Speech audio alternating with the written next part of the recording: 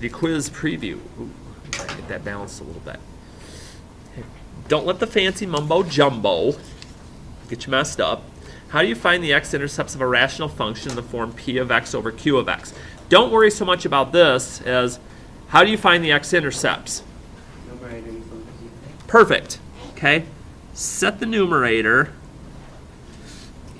equal to 0. You could write set p of x equal to 0 too if you wanted to get crazy mathematical here. Okay, but basically set the numerator equal to 0. I'm going to skip number 2 for a second. Be right back to it. How do I find the vertical asymptotes?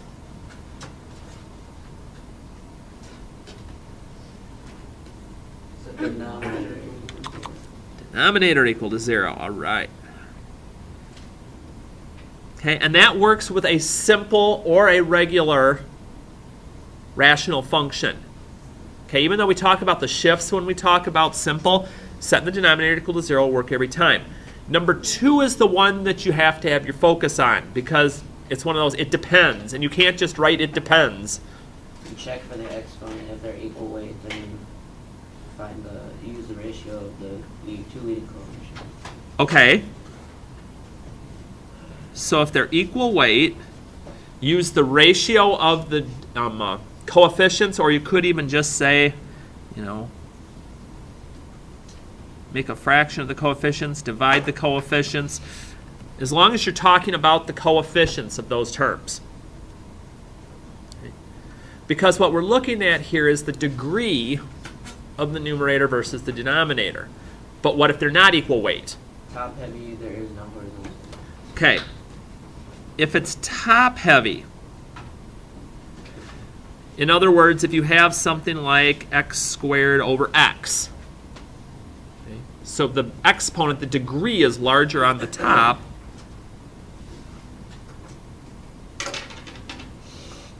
there is no horizontal asymptote, but there is an oblique.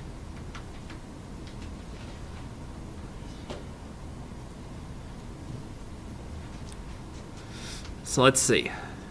So if they're the same in the numerator and denominator, just divide the coefficients. If it's top heavy, there is no horizontal, there's an oblique. What happens if it's bottom heavy? If there's a larger exponent or degree in the denominator?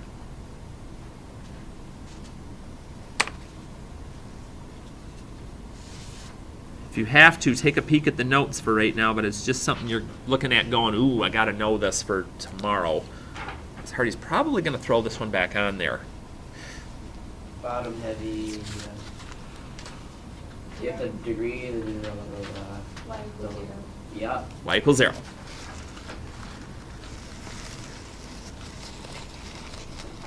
And the way to kind of help remember that is any simple rational function, like number 4, is going to have a y equals 0 unless there's a shift of some sort. So, when I go looking for all of this stuff, bump this up a bit. Am I going to be using the calculator to help me on some stuff? Sure. But I also want to know some basics. So, for instance, I know my horizontal asymptote is y equals 3.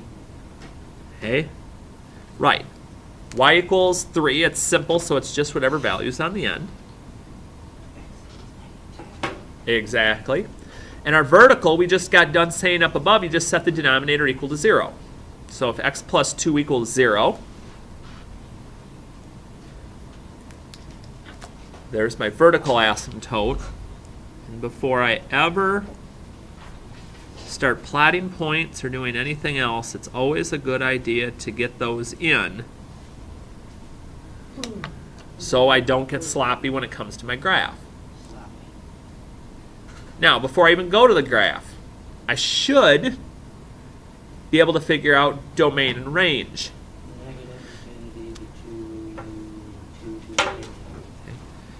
So negative infinity to negative 2. and then negative 2 to infinity. Basically, we're saying is I want every number, every x value possible except the asymptote, the negative 2. And then horizontal Same thing. always goes with range. Replace the 2 with a 3. Replace the 2, the negative 2 with a 3.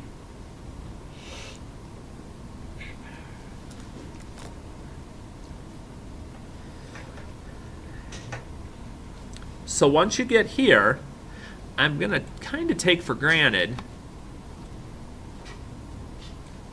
that you're probably going to go, okay, so to get the rest here, I'm going to go ahead and I'm just going to type this in the calculator, which is fine. But make sure, just a reminder again, that when you're typing it in, that denominator, that x plus 2, has got to be in parentheses. If it's not, you're going to get one messed up looking graph, which you may not even know at the point. So let's take a look and make sure that it looks right first.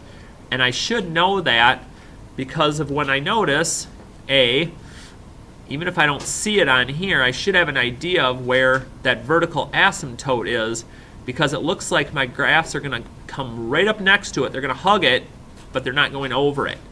So it looks like it's at negative 2 there, and I can also tell by the way these curve off that my horizontal asymptote has moved upward, even if I can't tell right away that it's at 3. Table-wise, I reinforce that I did the vertical asymptote right because I see error at negative 2, which tells me where my vertical asymptote's at. So at this point, I can just take a couple of values to the left and right of that vertical asymptote, that error message. So negative 3, a little off my table here, up at 8. Negative 4 is at 5.5. And then I just work to the other side. Negative 1 is at negative 2. 0 is at 0.5. If I want to put one more point to try and be a little more accurate, nothing wrong with that. And again, now the reason this one doesn't come up right next to the asymptote like some of the others do, remember we were talking before, this value determines the width of my function. The bigger that number gets, the further it's going to be away from my branches. So you may not get a real tight one every time, which is why I want to take a look at some of the points and not just sketch right away. But that's basically what's going to happen on any of these. But you want to keep telling yourself, I should be able to fill in these blanks without ever going to a calculator. Yeah, buddy. Exactly. So, all right. Next one, a little more to think about. Horizontal asymptote. If I need to, I can kind of look up here for a second. I'm like, ooh. Yep. I have variables in the numerator and denominator, so this one's not simple like 4 was. So when I get here and Ben hit that one on the head, they're equal weight because my exponent or my degree is 1 for each one. So I just divide the coefficients. So 1 over 2. So it is possible to get fractional asymptotes.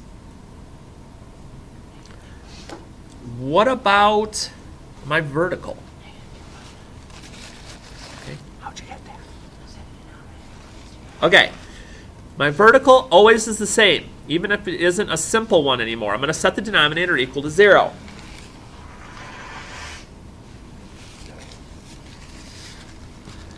So if I set this equal to 0 and solve, I don't care if you go decimal or fractional here, but I'd subtract the 5 and then divide by 2. I'm just going to stick with the fractional. But if you go negative 2.5, I'm good with that. And again, before I do anything else,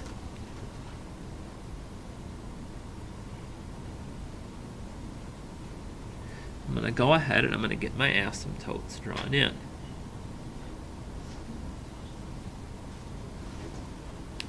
So again, I need that guidance when I go to actually graph my points and graph my branches. And again, as long as I can just keep straight, oh yeah, vertical asymptotes, the x equals, it goes to the x values, my domain. Nothing real complex on this one. I don't have multiple asymptotes. So again, the only value that's restricted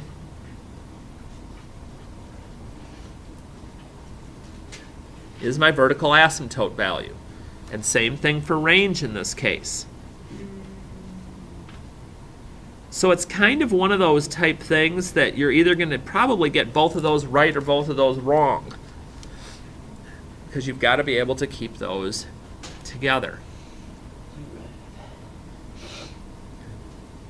And again, once you get to this point, I'm going to make the assumption, even though you could do it manually if you wanted to, and just plug in values, but I will take for granted that you're probably, and again, caution when typing in.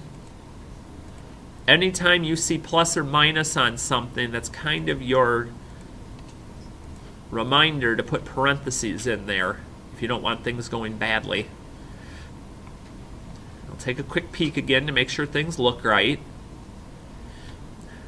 I notice this starts to dip down. Now that doesn't mean my graph stops here. What this means is, right, it's getting so close to the asymptote that you can't really see it as it comes down here. So I shouldn't see this thing that just looks like a heartbeat monitor in a hospital, you know, and still, that's not what the graph's going to look like. This is going to continue going to infinity. Huh? What? Just a moment, please. We will pause. Okay, now that you can see what it's on the screen, again, not kind of the heart monitor picture, but it's going to go further than this. And we'll notice that when we get to the chart. Now, some of you may say, okay, I don't see the error this time. The reason I don't see the error is my vertical asymptote is at a half. Now, I could change my table to a half if I wanted to see it, but I really don't need to, because I know this is at negative 2.5.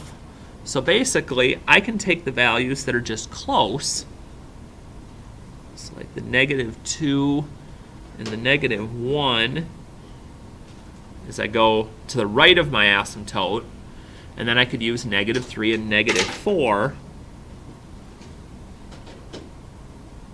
And this one's really going to hug. It's real tight to the asymptotes. And that kind of lets you see why when you graph it,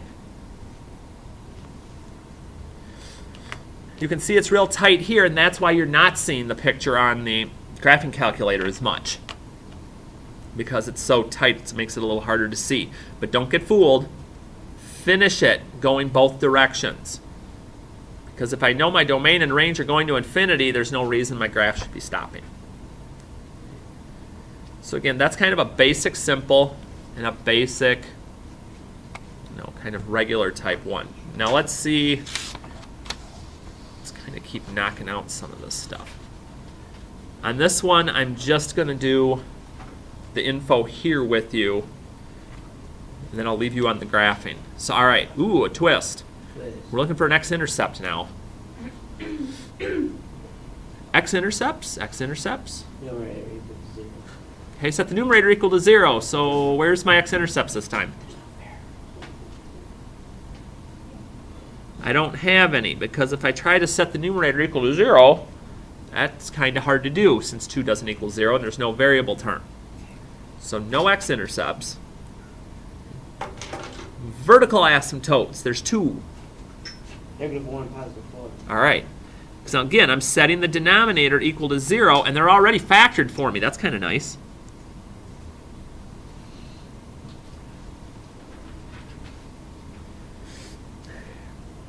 What about horizontal?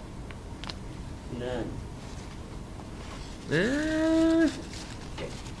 Let me ask it this way. What's the degree in the numerator? Uno. No. 0. 0. Because if I don't see a variable term up here, it's like looking at it like it'd be 2x to the 0. So my degree in the numerator is 0. Down here, since I'd be multiplying these together, Squared. I'd add them up, which would be like having an x squared term. Well, Squared is bigger than 0, so we're bottom heavy. Bottom heavy. Y equals 0. Yep. And whenever we're bottom heavy, we're going to have a horizontal asymptote at y equals 0. Now take note on this one. Because I put in a blank for X intercept, I didn't put one in for domain and range. Only domain. So don't get whipping along so much that you get on a quiz and you fill in the X intercept with like range because you figure it has to be there. So just read carefully. So what's my domain going to be on this one? Negative infinity to -1 to 4, 4 to infinity. Because here, another reason to draw my asymptotes in right away is it can remind me, oh yeah, when I'm doing domain, the only time I'm going to get stopped is when I run into one of these. So if I start at negative infinity till I get to -1, then I got to stop. I start up again just on the other side of it and keep going again until I run into the next one, which is at 4. Then I get to the other side of it, start up again, and I never get stopped again. So they can get a little bit screwy.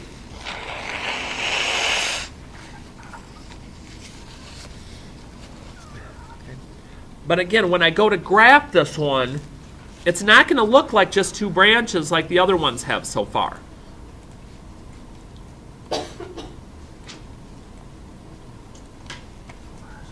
So on this one, all right, so I got 2. Now, watch this. If I just typed this out this way, there's a couple of things I want to show you on this. Okay, now it seems like this would work fine. It doesn't. I've got the parentheses, I'm working with everything, things are looking good. I go and I hit graph. Wait a minute. I only see one asymptote. There's no asymptote over here at 4. Now what's going on here? And it looks like this shifted up. I don't get what's going on. Let me go back and look at this again. Here's what's happening. The calculator is doing 2 divided by x plus 1, and then it's multiplying it by x minus 4. Well, that's not what I wanted. I'm just typing what I have here. So yeah, on these, I'm going to have to do a double parenthesis at the start of my denominator and at the end. Because now what that does is that groups my x plus 1 and my x minus 4 together and tells the calculator, okay, I want 2 divided by all of this stuff. So that's a danger on this one. Because now if I do the double parentheses and I graph, you're like, ooh, that's kind of funky looking. But that's it, because now I see where this one's starting to head upward at -1 and here. Now again, it's real tight to the asymptote though. So I start to look and I'm like, okay, let's make sure everything's going okay here. Yep, I see the errors at my 2 asymptotes. That's always my double check. And now I can sit there and go, okay, so where am I going to plot points? Well, I want a couple of values on each side. So my -1 here, I see they're both really close to 0. So -2 is at 0.33. -3. So I notice that one's here and kind of goes really tight next to my asymptote. But what happens when I get to the next part here? Well, I'm like 0 is about at -0.5. So is 3. You're like, wait, what? And that's up a little, and so is this one. Because again, I end up with this parabola shape in the middle before I get to those 2 branches out here at 5 and 6 again. Okay, so I've got kind of more of the zoomed in version of the graph here now. I've Got both my branches. I have my parabola in the middle. Again, those continue on to infinity. So I can't just stop them like right here because that's what the graph looks like when I punch it in the calculator. If you want to see more of a view, you could always change the table set or change just your viewing window so you could see a little bit more of it. But that's where we'll let the table tell us what's going on instead of just looking at the picture.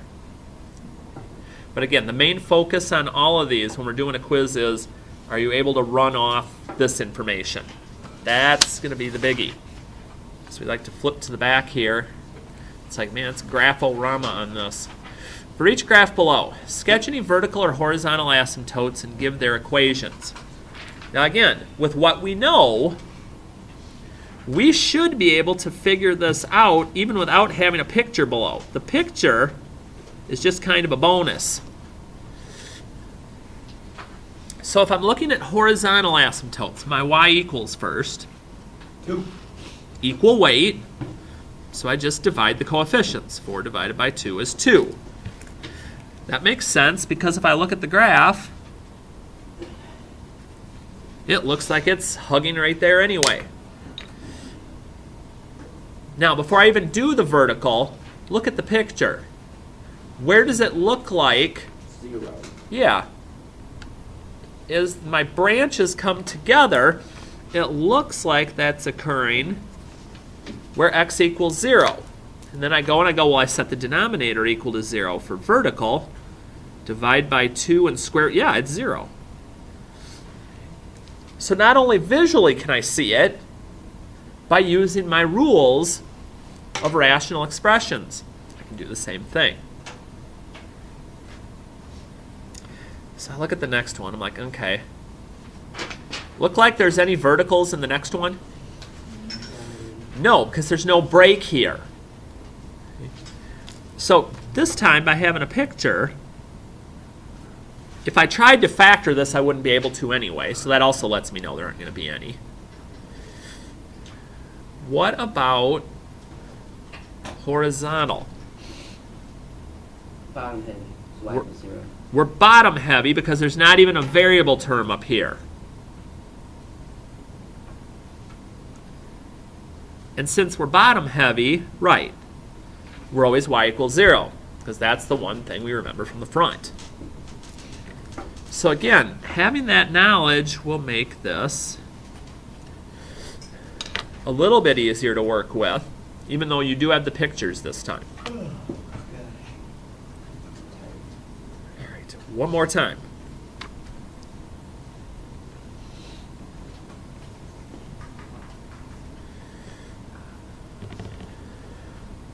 Start with vertical this time. What do I do to find vertical again? Square root 4. Okay, I'm going to set the denominator equal to 0. So when you do this, whether you factor it, x plus 2x minus 2, or you just solve it like an algebraic equation, add the 4 and then square root it, I'm getting plus and minus 2 either way, which again is sensible when I look at the picture. Because if I draw the asymptote in, looks like all of my branches, including my parabola, are hugging that. Horizontal. They're equal weight, so who They're equal weight because the variable's degrees, their exponents are the same. So I just divide the coefficients. I just divide the numbers out front, which is y equals 1. And again, makes sense when I go and put my asymptote in. So on those, you might even be able to get by if you weren't sure on the rules, but that's going to kind of drop a hammer on you in a lot of places. So we want to be cautious of that. Then the last part, that was even nice and gave a hint. So at the end, we're doing X intercepts, we're doing vertical asymptotes, and we're doing horizontals, unless there's an oblique, of course, and going that route. So let's get all our basic info here at the start. So A is my x-intercept, or intercepts. What do we do to find x-intercepts? Numerator equal to 0. So we do x squared minus 1 equals 0. And again, whether you factor it, x plus 1, x minus 1, or you just solve it algebraically by adding 1 and then, the square root would be plus or minus 1. Got to make sure I get them both. So I know my graph is crossing the x-axis in those two spots. All right, what's next on the list here? Vertical asymptote. Do we have one? Yes. Where? X equals 0. Okay. Set the denominator equal to 0. Well, that was pretty simple. X equals 0.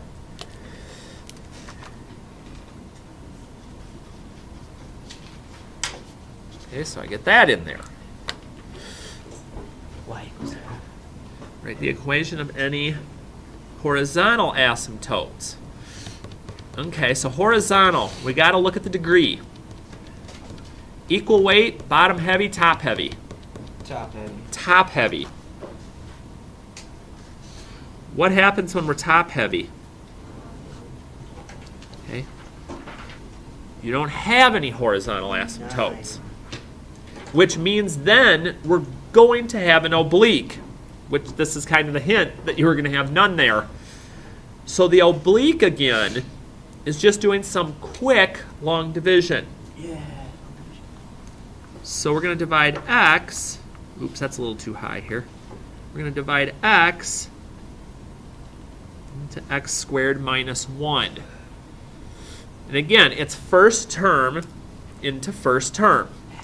So x goes into x squared x times, because these two should always multiply to get this term back. So x times x would be x squared. And all I have is a negative 1 left, which I can't divide. So my oblique asymptote is the line y equals, and whatever I get when I long divide. So if I have y equals x, or if you wanted to look at it as y equals x plus 0, if I went to graph this line, I'd start at 0 and I'd go up 1 over 1. And I suggest, like I've said before, kind of going nutso with the dots here, because it'll kind of make your line for you.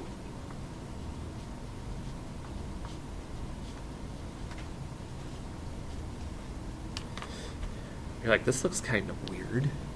What? So once I get that in, I'm like, okay, let's see if this looks right. All right, x squared minus 1. And we're dividing by plain old x. No need for parentheses down below. We've grouped what we want up top. This should work out all right. If I look at the graph, I see those slants going in. Now again, I don't have to do this other part, but just to see that my oblique is right, I could type that in as a second equation, y equals x. Because then when you graph it, you can see literally what your oblique would look like and how it hugs against both branches. But again, that wouldn't be part of my initial graph. Okay, there's what my graph looks like. So like we had before, there's my error message. And what I'm going to do on this is I see where my two x-intercepts are again at -1 and 1. And what I'm going to do, oops, almost plugged that in the wrong spot. You notice just how close, Straight hugging. yeah, right along there and heading upward. Again, don't stop.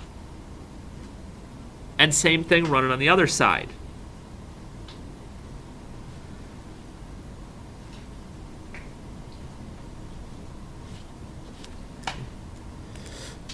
So the little bit of guidance that we need from the calculator we can get, okay, it's nothing too terrible here.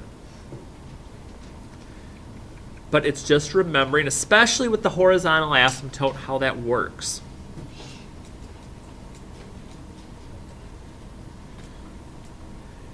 Are we doing okay so far? Because I keep waiting for somebody to scream at me from across the room if something's going poorly here. The calculator is stupid. It's doing it like backwards.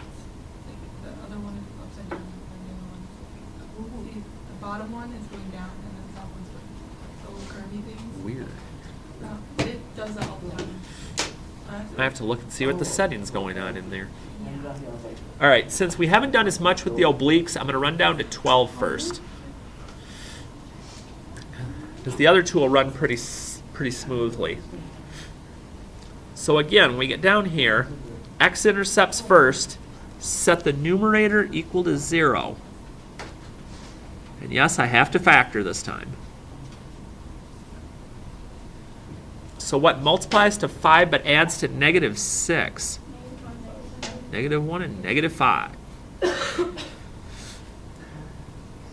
Set those equal to 0, which basically changes the signs and tells me my x-intercepts are going to be at 5 and at 1. So then I move to the next part. I go, okay. Set the denominator equal to 0 to get my vertical asymptote, which would be at x equals negative 1. Knock that out. Similarly to number 10, we have a top-heavy function. 2 is bigger than 1. So I will have no horizontal asymptote, but I will have an oblique. So, a little bit of long division in our future here. And like we've mentioned before, it's first term into first term. In other words, what do I have to multiply x by to get to x squared? X.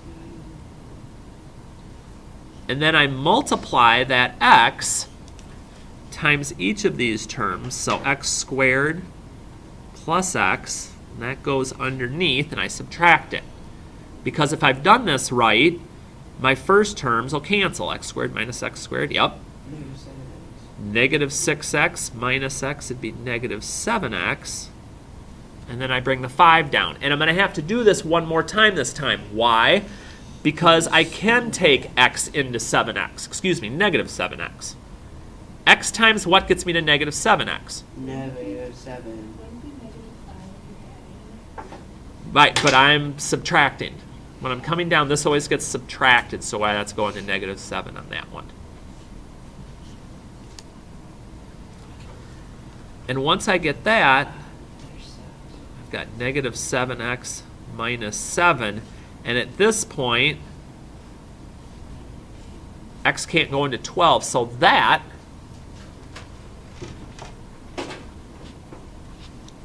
is going to be my oblique. So, at x minus 7, you're like, no, this is kind of tricky, Hardy, because this goes by 1 and this goes by a bunch.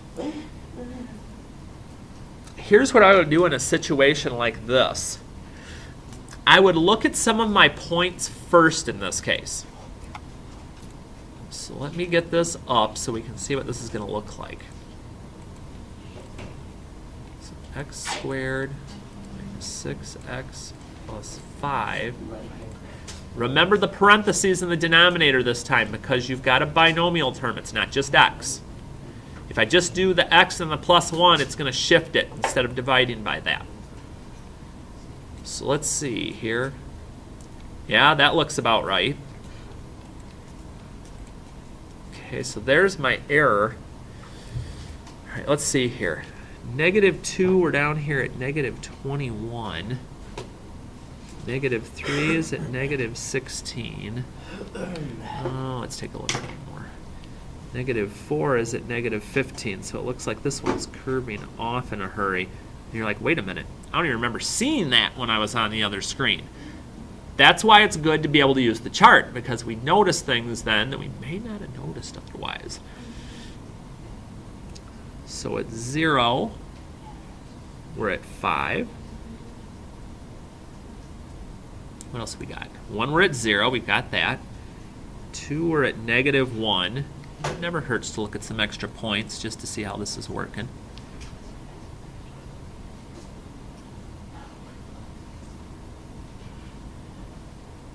And then this one starts to slowly work its way back up. So you're like, okay, but I still haven't put my oblique in anywhere. But now that I can visually see this, I can kind of take a peek and say, you know, looks like it's going to go right in about here. And that can kind of help me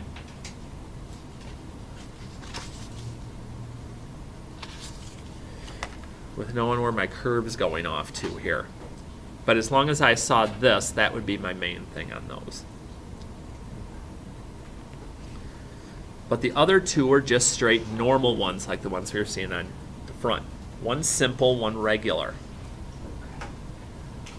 So, after taking a peek at all of this, is there anything that's still hitting you? Because you notice we kept doing the same thing over and over and over. X intercepts are the numerator. Vertical asymptotes, the denominator. Looking at the degree determines my horizontal asymptotes. And then it's just drawing them in and using the chart off the graphing calculator. So any immediate issues that you're finding?